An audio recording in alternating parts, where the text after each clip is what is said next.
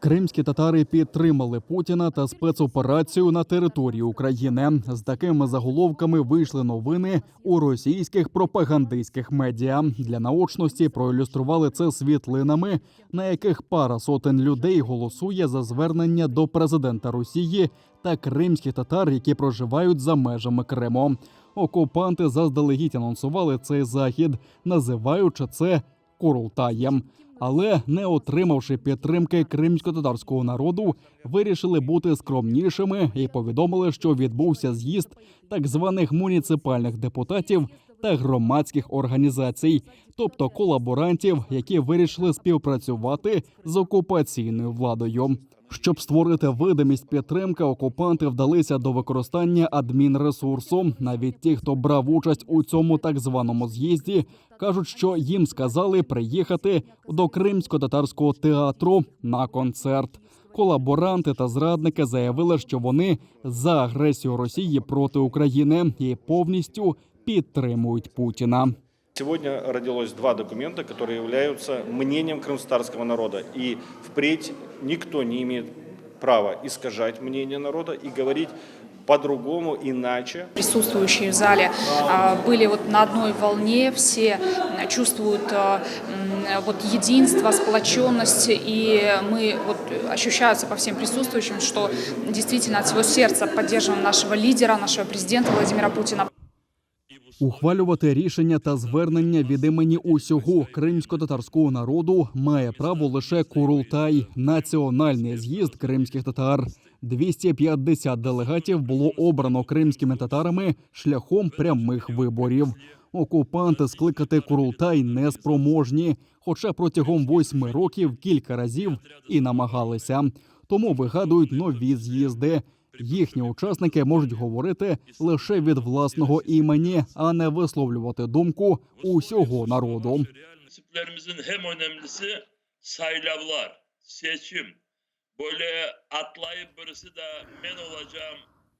Серед основних наших принципів – це вибори. Не можна вискакувати і говорити, мовляв, я представлятиму народ.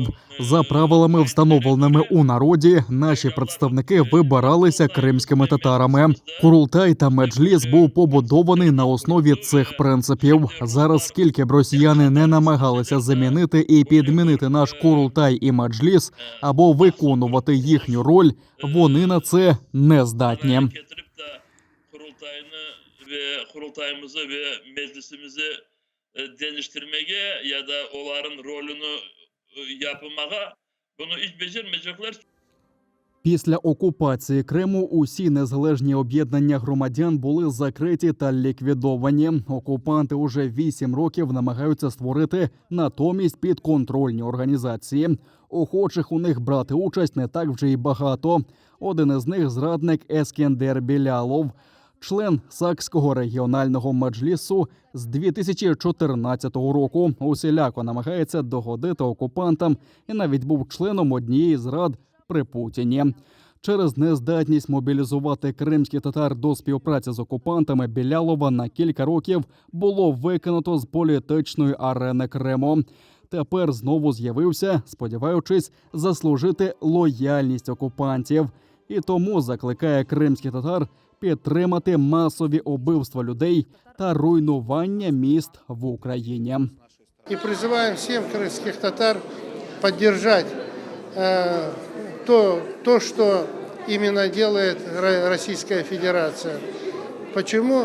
Тому що наше майбутнє іменно з Російської Федерації. Серед таких, як він, готових служити окупантам – Ремзі Ільясов, Заур Смірнов, Тейфук Гафаров, окупаційний муфтій Еміралі Аблаєв та Руслан Бальбек, який був депутатом від окупованого Криму у Держдумі. Їх використали для агітації кримських татар. Російській пропаганді потрібно було показати залучення корінного народу до політичних процесів, щоб легітимізувати владу окупантів на півострові. Очікування окупантів не виправдалися. Кримські татари здебільшого бойкотували та бойкотують незаконні вибори та не підтримують окупацію. У результаті цих колаборантів окупанти позбулися. Тепер намагаються використати так звані нові обличчя із-поміж місцевих маргіналів, таких як Eyvaz Umerov та Ібрагім Шерін. Путин очень сердечно относится к крымско-татарскому народу и очень трепетно относится к нашим проблемам. Я знаю точно, что каждую основную проблему он сам лично просматривает и знает о ней. Ассаламу алейкум, Джимат, давно меня не было. Eyvaz Umerov називає себе головою національно-культурної автономії кримських татар. Насправді підконтрольна Кремлю організація, і її уже було ліквідовано 2020 року. Він постійний гість на пропагандистських шоу, де управляється у красномовстві, називаючи кримських татар піхотинцями Путіна. А з початком повномасштабного вторгнення Росії до України почав флешмоб, записує відео з колаборантами з числа кримських татар на підтримку Путіна. Але їх виявилося не більше 20 осіб, які публічно погодилися підтримати дії російських військ в Україні, через що він розлютився. Теперь все будет по-взрослому. О каждом, о всех ваших моментах, почему кто-то или иной молчит, а кто-то даже набирается смелости или имеет настолько тупое сознание, что выставляет компрометирующие как его, так и мой народ фотографии, ролики, сторисы. Раз, два, три, четыре, пять. Кто не спрятался, я не виноват. Нашого народу. Щоправда, піхотинець Путіна, який видає свою думку за думку усього народу, сам особисто на фронт не поспішає. Воює у забороненому в Росії Фейсбуці. Шутки кончились, за каждым придем. З тих, хто приїхав до Кримсько-татарського театру, Чингіз Якубов, ректор КІПУ. Він обійняв цю посаду після смерті батька Фівзі Якубова, який присягав на вірність Путіну. Ректор-колаборант одночасно посідає крісло депутата у так званому кримському парламенті. Розповідає, що Путін, мовляв, чимало зробив для кримських татар. Владимир Владимирович сделал для нашей страны. Что он сделал для Крыма? Что он сделал для крымских татар? Знаете, тут можно очень много перечислять. Я просто вот буквально две вехи. Первое, конечно, строительство мечети. На базе нашего университета строится прекрасный, великолепный центр полиэтнической культуры молодежи. Насправді, будівництво обох об'єктів заморожено, хоч відкриття планувалося ще навесні 2019 року на 5-річчя окупації Криму. Але щось пішло не так. Зараз на об'єктах навіть робітники не з'являються. Путін побудував лише міст через Керченську протоку та аеропорт, оскільки вони стратегічно важливі для перекидання військових та військової техніки. Аборигени, за логікою Путіна, почекають зі своєю культурою та релігією. А для колаборантів достатньо одних обіцянок.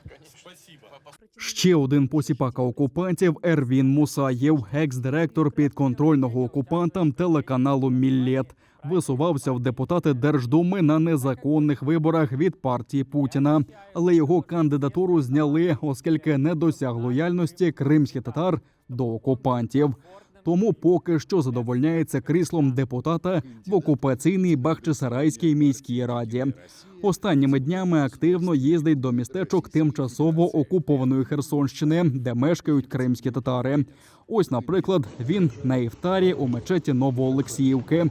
Із 5 тисяч кримських татар, що проживають там, на розговіння з колаборантом прийшло кілька десятків людей. Масові вбивства людей, пограбування та мародерство російських окупантів називає порятунком українців. Денацификация Украины, отход от нацизма, от фашизма и движение к старшему брату, к России.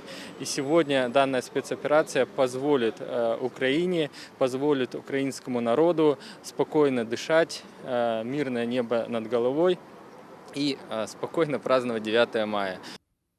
Мусаєв поїхав до окупованої Херсонщини разом з іншим колаборантом, колишнім депутатом Верховної Ради Криму від партії регіонів Енвіром Абдураїмовим.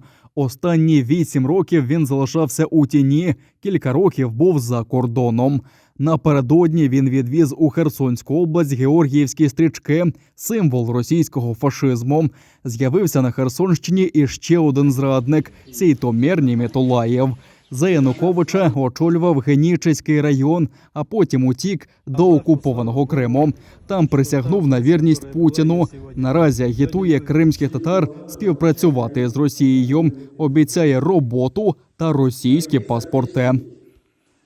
Сьогодні можна сміло сказати і поздравити вас, що ми живемо в Росії, в Російській Федерації. Кожен із нас получить паспорт гражданина Росії. З початком окупації десятки кримських татар було викрадено, убито, сотні у в'язницях за надуманими звинуваченнями у тероризмі та екстремізмі, оскільки не згодні з кремлівською політикою. Сотні дітей ростуть без батьків. Багато хто з них, хто виїхав з окупованого Криму, зараз зі зброєю в руках боронять Україну. И ради Аллаха буду сражаться до последней капли для того, чтобы освободить вас. И каждая, я извиняюсь за эти слова, каждая тварь, которая обидела вас, за каждую слезу, которую пролили наши женщины, за каждое оскорбление и унижение, которое они нанесли моему народу, я обещаю спросить их с них сполна, с помощью Аллаха. И делаю всегда мольбу и прошу Аллаха, чтобы Аллах наказал этих уродов нашими руками. Аминь. Кримські татари, які проживають в Криму під окупацією, відкрито висловлювати свою думку проти війни побоюються, оскільки на них чекають величезні штрафи та тюремні терміни. Багато хто в душі зневажає і Путіна, і його воєнні злочини, очікуючи якнайшвидшої перемоги України та звільнення Криму від окупантів.